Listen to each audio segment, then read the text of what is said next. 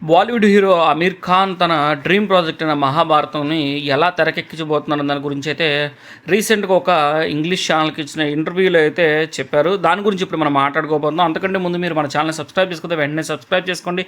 Welcome to portal channel. మీ మనసులో సినిమా ఉన్నంత వరకు మా ఛానల్‌లో మాట ఉంటుంది. ఇక పాయింట్‌కొచ్చేద్దాం. భారతీయ ఇతిహాసాలకి తాను ప్రాణం పోయాలనుకుంటున్నట్టుగా వెల్లడించారు అమీర్ ఖాన్.